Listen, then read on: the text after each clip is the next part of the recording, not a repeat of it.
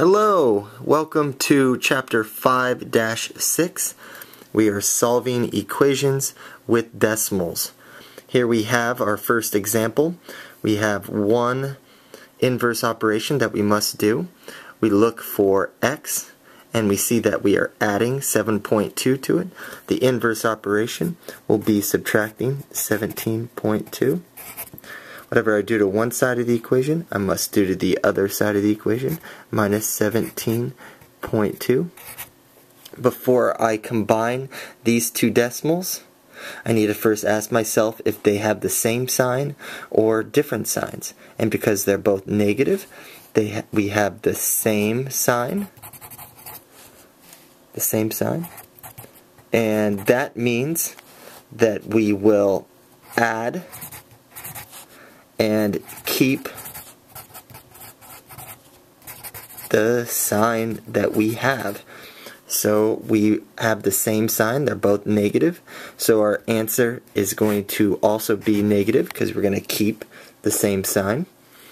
And we can just add down, make sure our decimals are lined up, and we'll have 7, bring the decimal straight down, 9, and 1. And that will equal x. Notice that 17.2 subtracted by 17.2 becomes 0, and x is all alone, and it equals negative 19.7. For example 2, we have to first make it happy. We are subtracting a negative number, so I'm going to make it happy.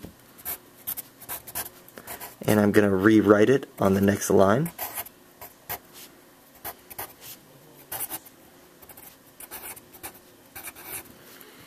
.53.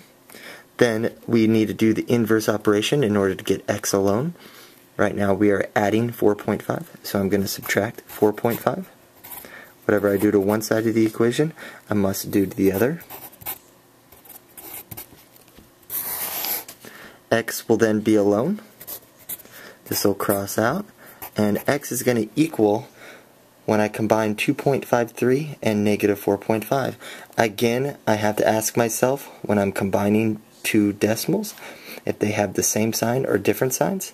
Here they have different signs. One of them is positive. The other one is negative. So what we have is different signs. When we different signs, we subtract. And keep the sign that is larger. So when we have different signs, we subtract and keep the sign that is larger. So let's look at my problem. I have positive 2.53. I have negative 4.5. So the one that's larger is negative 4.5. So my answer will be negative. And I need to do this work on the side because I need to find the difference between the two. So I must subtract the smaller one from the bigger one.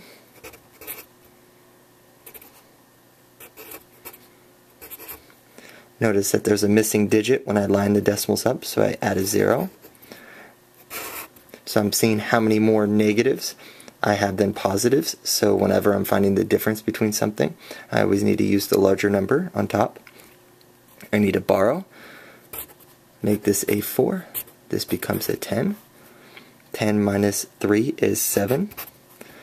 4 and 5, I need to borrow again, make this a 3. This becomes 14.